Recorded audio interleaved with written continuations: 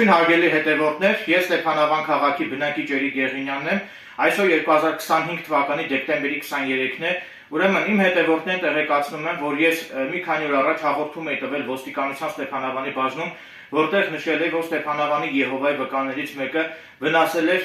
իմ ընտանիքին պատկանող մեր շանը,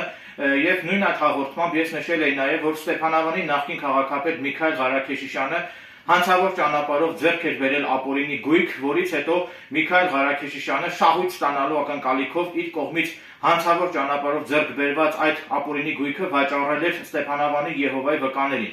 Իմ այդ հաղորդման կապակցությամբ Ստեփանավանի քննչական բաժնի քննիչ Ֆիլիպ Նազարյանը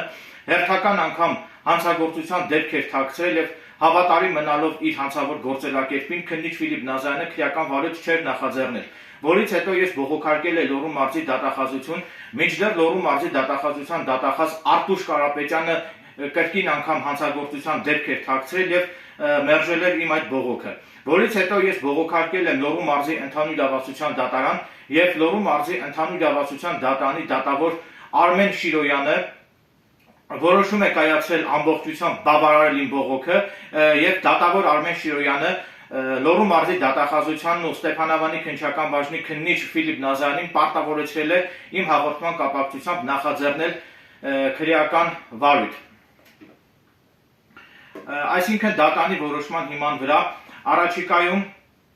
կնախաձեռնվի քրեական վարույթ Միքայել Ղարաքեշիշյանի կողմից հանցավոր ճանապարհով ձեռք բերված այդ ապօրինի գույքը Եհովայի վկաներին վաճառելու եւ Եհովայի վկայի կողմից մեր ընտանիքին պատկանող շանը վնասելու այդ դեպքերի կապակցությամբ Նաև ցանկանում եմ տեղեկացնել, որ ժողովրդի մեջ տարածված խոսակցություններից ես տեղեկացել եմ, որ Միքայել Ղարաքեշիշյանը, Ստեփանավանի նախկին քաղաքապետ Միքայել Ղարաքեշիշյանը, օգտագործելով իր հանցավոր կապերն ու իր ազդեցիկ կապերն ու ֆինանսական հսկայական միջոցները բեմականացրել է իր իսկ սեփական մահը, որպեսզի խուսափի իր իսկ կողմից կատարված հանցագործությունների համար քրեական պատասխանատվության ենթարկվելուց, եւ ես հավաստիացնում եմ, որ հետեւողական եմ լինելու, որպեսզի Միքայել Ղարաքեշիշյանի շիրիմում կատարվի արտաշիրմում, այնտեղ հայտնաբերված այճունը ուղարկվի դատագենետիկական փորձաքննության, որպեսզի փորձաքննության արդյունքում ի վերջո պարզվի Միքայել Ղարաքեշիշյանի այդ շիրիմում իսկապես Միքայել Ղարաքեշիշյանն է հուղարկավորված, թե այլ անձ է հուղարկավորված,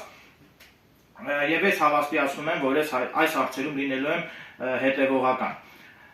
Այսքանը, շնորհակալություն եմ հայտնում ուշադրության համար։